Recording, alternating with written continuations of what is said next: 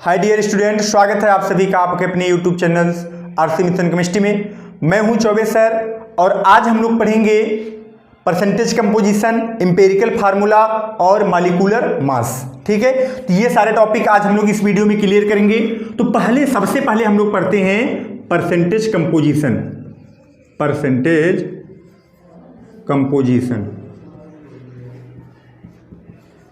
आइए देखते हैं भाई परसेंटेज कंपोजिशन कैसे निकालते हैं। परसेंटेज कंपोजिशन होता है क्या है? परसेंटेज कंपोजिशन क्या होता है? अगर मान लीजिए आपके पास कोई कंपाउंड है, कोई भी कंपाउंड हो, चाहे H2O हो, वो चाहे H2SO4 हो, NH3, कोई भी कंपाउंड है, तो वो जो कंपाउंड होगा उसमें एलिमेंट होंगे।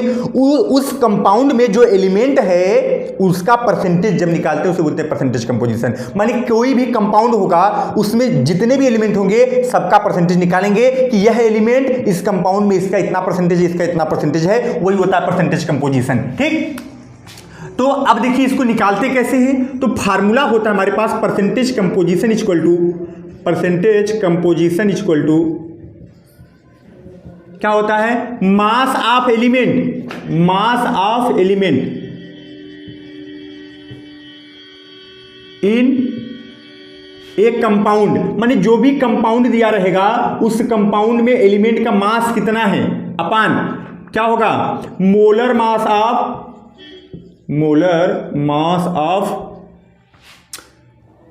That compound. और परसेंटेज निकाल रहे हैं तो इनटू का रहेगा 100। ये हमारे पास छोटा सा फार्मूला, बहुत ही सिंपल और बहुत इजी तरीके से हम लोग निकालेंगे। करेंगे क्या?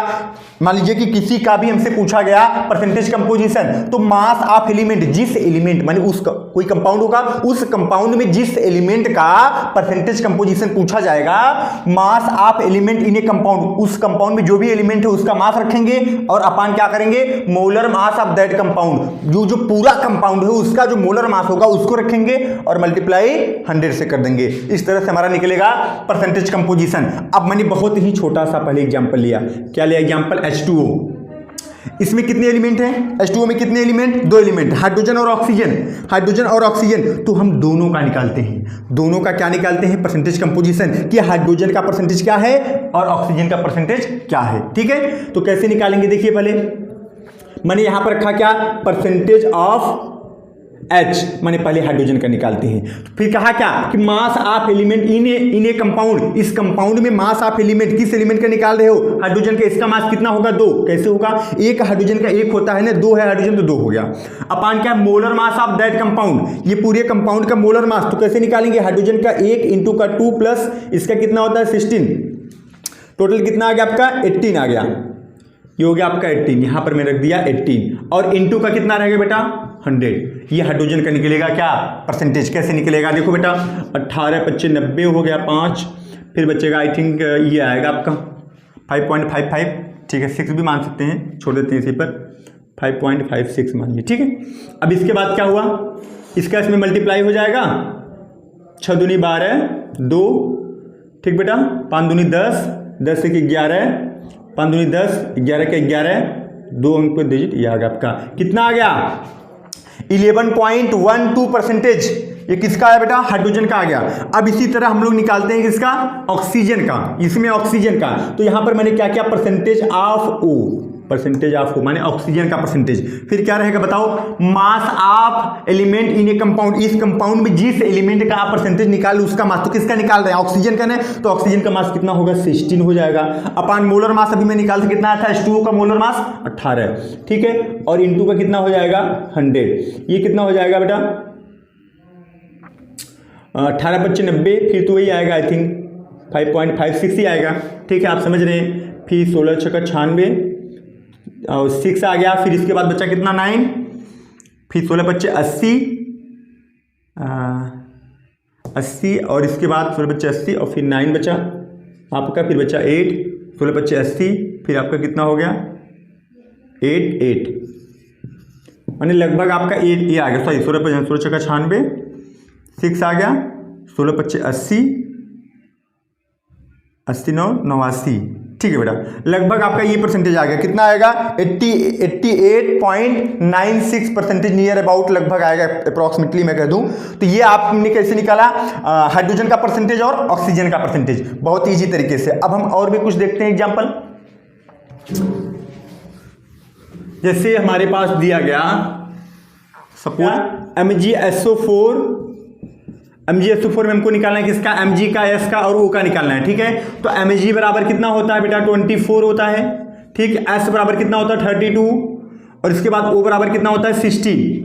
अब सपोज करिए कि पहले आपको Mg का निकालना है, तो percentage of Mg equal to क्या हो जाएगा, Mg का 24 अपान क्या करेंगे, इन सब का निकालेंगे ना, कितना हो जाएगा, यहाँ पर देखिए Mg का 24 इंटू प्लस S का 32 प्लस O का 16 इंटू 4, क्योंकि ये 4 है ना, तो हमारे पास हो जाएगा 24 प्लस 32 और प्लस 16 चौका 64, ठीक है। 4 2 6 4 10 के 0 और 6 3 9 2 11 1 12 120 आ गया, ठीक। 120 इंटू का कितना हो जाएगा बेटा 100, सॉल्व कर लेंगे आ जाएगा। अगर मान लीजिए S का पूछा जाए परसेंटेज ऑफ S, तो परसेंटेज ऑफ S में क्या करेंगे, S का कितना है 32, अब तो निकल गया हमारा 32 रखेंगे, इसके बाद मोलर मास कितना 120 इंटू 100, ठीक है। अगर पूछा जाए O का, तो O का कितना रखेंगे percentage of O equal to क्या हो जाएगा बेटा, O का कितना, O का हम पूरा रखेंगे, मतलब कि 16 इंटू 4 रखेंगे O का अपान 120 इंटू का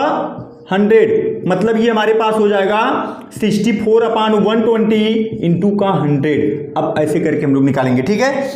तो मैंने क्या कहा कि कोई भी कंपाउंड हो अगर उसमें परसेंटेज कंपोजिशन पूछा जाए तो करेंगे क्या, जो जिस एलिमेंट का हम परसेंटेज निकाल रहे हैं उस एलिमेंट का मोलर मास हो जाएगा हमारा, सॉरी उस एलिमेंट का मास हो जाएगा अपान पूरे कंपाउंड का मोलर मास, जितना भी कंपाउंड जो कंपाउंड उसमें जितने भी एलिमेंट हैं सबका atomic mass molar mass add करके निकाल लेंगे हम लोग, ठीक है।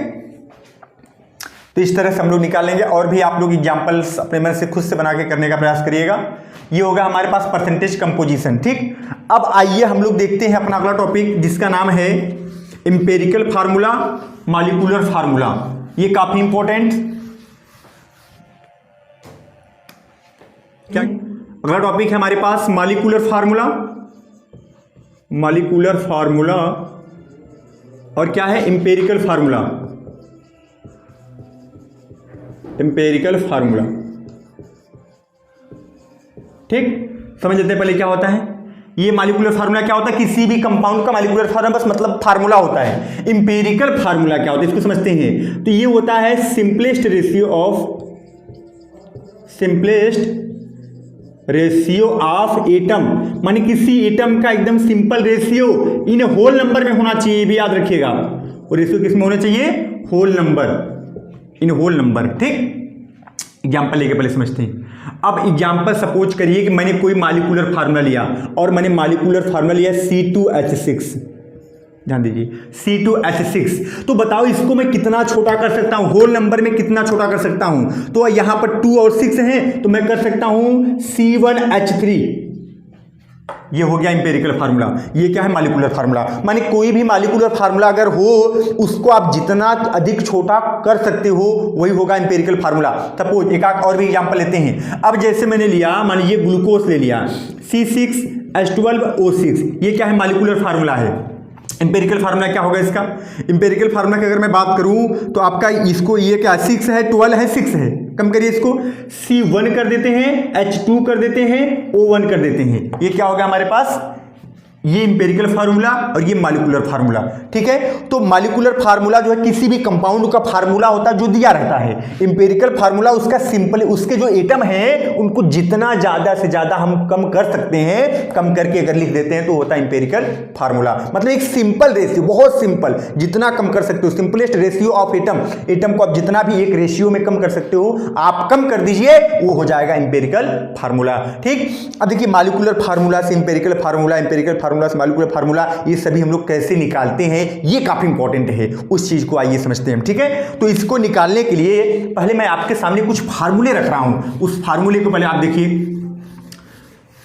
फार्मूला क्या कह रहा है, फिर उसके बेस पर हम लोग सॉल्व करेंगे क्वेश्चन को। अब जैसे फार्मूला हमारे पास है, क्या है भाई, कहा कि मॉलिक्यूलर फार्मूला इक्वल टू क्या होता है, n इंटू इंपेरिकल फार्मूला। काफी important, molecular formula equal to क्या होता है, n इंटू एम्पेरिकल फार्मूला। ये पहला हमारे पास फार्मूला हमको मिला, ठीक। दूसरा क्या कह रहा है, बहुत सिंपल, ये भी है, molecular weight equal to n into empirical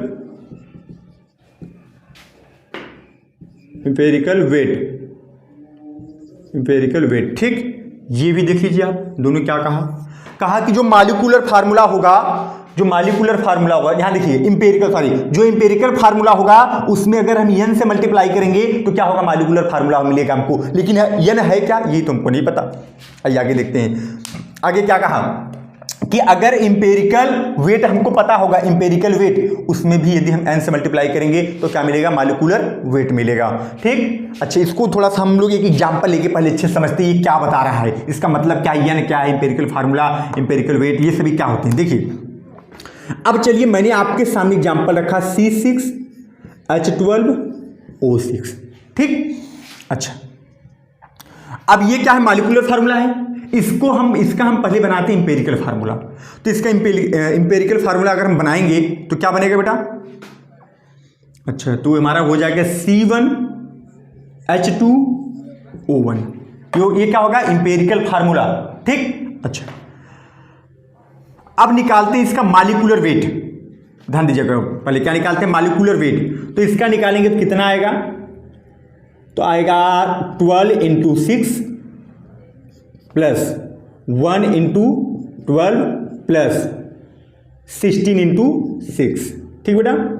12 छंग 72 plus 12 कम 12, 16 छक्का 96, 96, 6 2 2 0 9 1 10 10 7 17 8 18, माने 180 आ गया। कितना आ गया, इसका मॉलिक्यूलर वेट कितना आया, ये मैंने क्या निकाला, मॉलिक्यूलर वेट कितना आया, 180। चलिए इसका निकालते हैं मॉलिक्यूलर वेट, इसका कितना आता है।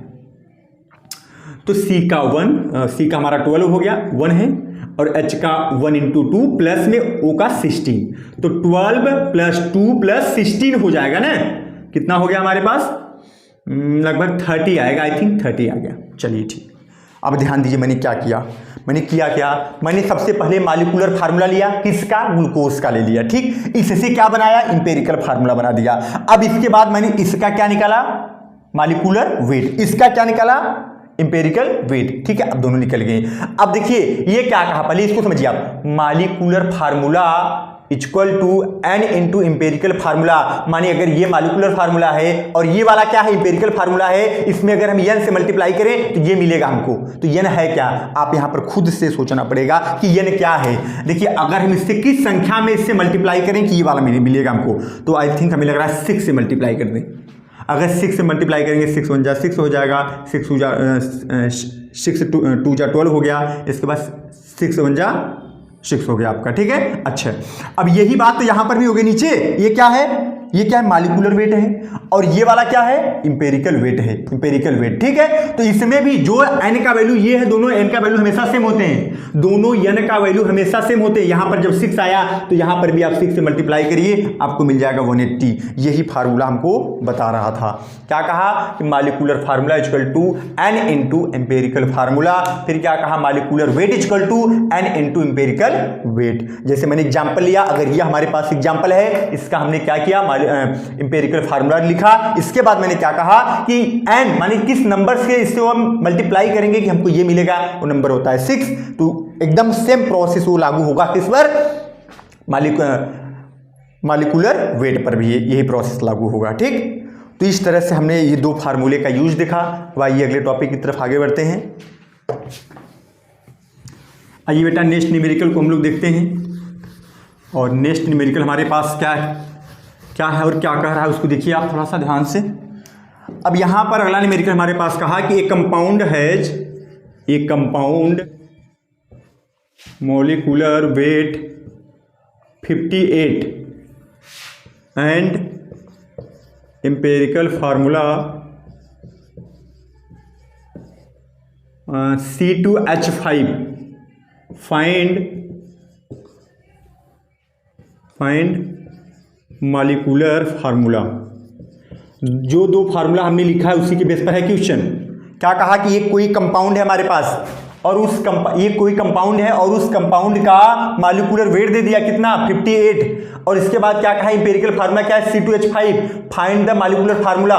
तो हमको निकालना क्या है, मॉलिक्यूलर फार्मूला को निकालना है। अब करते क्या है, जो आपने दो फार्मूले लिखे उसी को अप्लाई करेंगे। पहला फार्मूला क्या था, मॉलिक्यूलर फार्मूला इक्वल टू क्या था, N इंटू क्या इंपेरिकल फार्मूला, यही था ना। पहला फार्मूला आपने यही लिखा था। दूसरा क्या था, मॉलिक्यूलर वेट इक्वल टू क्या N इंटू इंपेरिकल वेट। ठीक, ये दो फार्मूले हमारे पास रखे गए। अब इसके बेस पर हमको क्या निकालना है, मॉलिक्यूलर फार्मूला निकालना है। ध्यान दीजिएगा, हमको निकालना है मॉलिक्यूलर फार्मूला। तो मॉलिक्यूलर फार्मूला इक्वल टू क्या होता है, N इंटू इंपेरिकल फार्मूला। तो इंपेरिकल फार्मूला तो ये दिया गया है, ये इंपेरिकल फार्मूला दिया गया है। अगर हमको n पता होता तो निकाल लेते ना, लेकिन n नहीं पता है। तो आइए इससे निकालते हैं। इससे n हमारा निकल जाएगा। कैसे, मॉलिक्यूलर वेट ये दिया है कितना 58, ठीक है। n निकाल लेंगे। यहां पर क्या रखा है, इंपेरिकल वेट। तो इंपेरिकल फार्मूला है ना, तो यहां से इसको निकाल के इसका वेट भी तो रख सकते हैं ना। तो हम ऐसे करेंगे, क्या करेंगे, n इक्वल टू हमारा क्या हो जाएगा, मॉलिक्यूलर वेट अपान क्या होगा, इंपेरिकल वेट। ठीक बेटा, अब ये निकल जाएगा n बराबर, तो मॉलिक्यूलर वेट कितना 58 अपान इंपेरिकल वेट कितना ये है। तो C का कितना होता है, 12 इंटू 2 प्लस 1 इंटू 5 कितना होगा, 24 प्लस 5 हाँ इक्वल टू 29। तो यहां पर कितना आ गया 29, एक कड़े आ गया, कितना आ गया 2। तो n बराबर कितना आ गया 2 आ गया। अब देखिए भाई, अब ये वाला फार्मूला लगाएंगे, क्या मॉलिक्यूलर फार्मूला बराबर n मतलब n है 2, इन 2 का क्या है इंपेरिकल फार्मूला। इंपेरिकल फार्मूला कितना C2H5, मतलब ये हो गया कितना हो गया, 2 दूनी 4 हो गया, H4 हो गया और 5 दूनी 10, सॉरी C4H10 हो गया। क्या हो गया हमारे पास C4H10। तो इस तरह से हमने निकाला, क्या निकाला, मॉलिक्यूलर फार्मूला।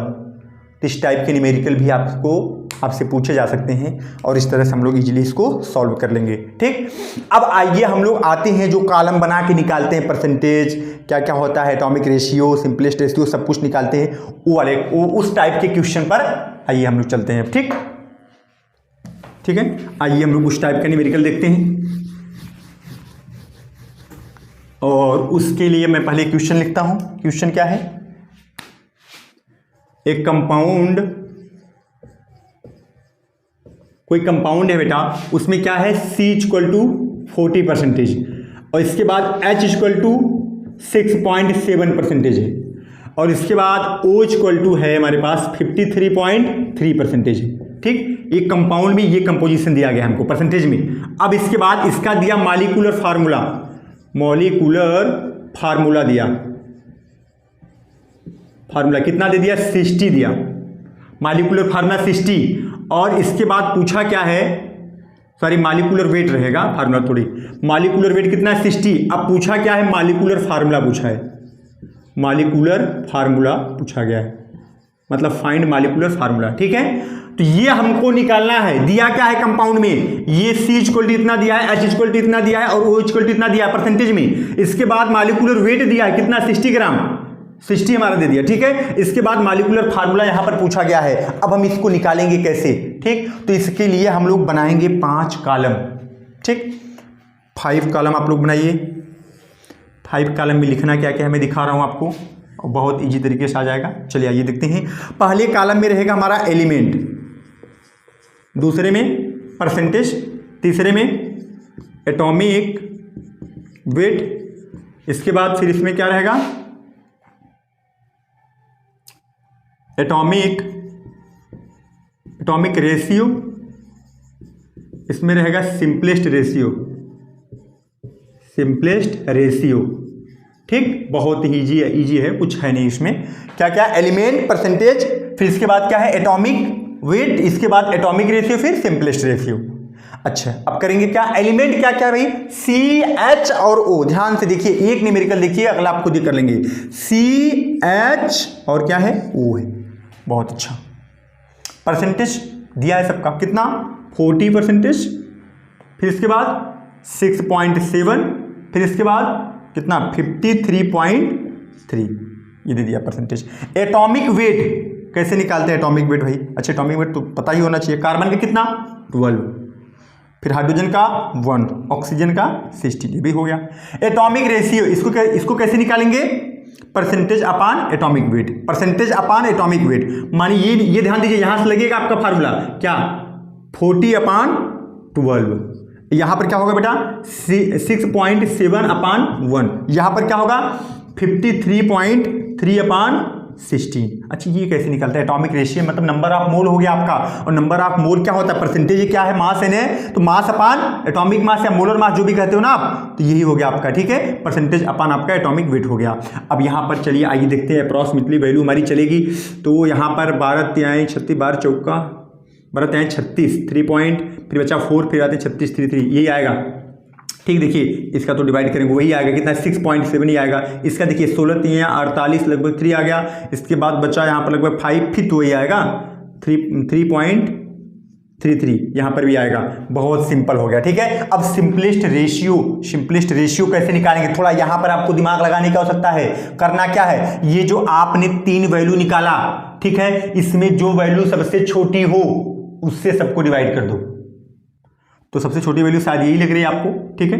तो 3.33 अपान इसी से डिवाइड करो 3.33, कितना आ जाएगा लगभग 1, ठीक है। यहां देखते हैं यहां पर क्या होगा 6.7 है, डिवाइड किससे करना है? इसी से 3.33, ये लगभग हाँ 3 दूनी 6, आई थिंक 2, लगभग 2 आएगा, ठीक है। ये देखिए 3.33, फिर डिवाइड किससे करना है? इसी के 3.33, ये कितना आ गया? लगभग 1 आ गया। तो हमको मिला क्या 1 to 1, माने C कितना होगा 1 होगा, H कितना होगा 2 होगा, और इसके बाद O कितना होगा 1। मतलब हमको इंपेरिकल फार्मूला क्या मिला? CH2O, ये मिला CH2O, ये मिल गया। अभी हमको क्या निकालना है? अभी हमको निकालना है मॉलिक्यूलर फार्मूला निकालना है ना। तो मॉलिक्यूलर फार्मूला के लिए हम अपना जो पहले लगाए थे रूल्स, इससे पहले वाले न्यूमेरिकल में वही रूल्स लगाएंगे, बहुत ईजी तरीके से आ जाएगा। इसको थोड़ा सा ध्यान से एक बार और समझ लीजिए।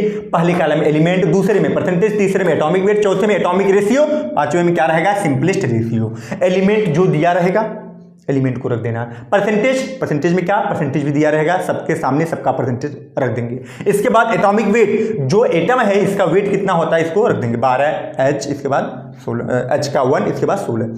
इसके बाद एटॉमिक रेशियो में क्या करना है? परसेंटेज अपान एटॉमिक रेशियो, ठीक है, सॉरी एटॉमिक वेट। तो परसेंटेज एटॉमिक वेट, फिर percentage atomic weight, percentage atomic weight, ठीक है। जो आएगा ये लास्ट वाले में क्या करना है? जो सबसे छोटा रहेगा, मैंने क्या कहा, जो ये तीनों चारों जितने भी रहेंगे उन सभी में जो सबसे छोटा रहेगा उससे सबको डिवाइड कर दो। इसके बाद यहाँ आ गया 1 to 1, ये आपका क्या बन गया? इंपेरिकल फार्मूला बन गया CH2O। अब जब इंपेरिकल फार्मूला हमारा निकल गया तब हमको निकालना क्या है? Molecular formula. अब मैं क्या करता हूँ, मॉलिक्यूलर फार्मूला को निकालता हूँ, और उसके लिए आप सभी लोग फार्मूला भी जानते होंगे। तो फार्मूला तो मैं पहले ही बता दिया। चलिए भाई देख लेते हैं क्या मॉलिक्यूलर फार्मूला निकलना है। क्या होता है मॉलिक्यूलर फार्मूला? इक्वल टू बोलिए क्या? N into empirical formula, empirical formula, ठीक। चलिए लिख देता हूँ मॉलिक्यूलर फार्मूला। तो N का तो वैल्यू पता नहीं है, एम्पेरिकल फार्मूला तो निकल गया। कितना निकला था अभी भी? CH2O, ये निकला था ना, लेकिन हमको N का वैल्यू पता नहीं है। तो N कैसे निकालते ये भी आपने देखा था क्या? चलो अच्छा स्टार्टिंग से बताता हूँ क्या देखा था। मॉलिक्यूलर वेट इक्वल टू क्या? N इंटू क्या था? एम्पेरिकल वेट ना।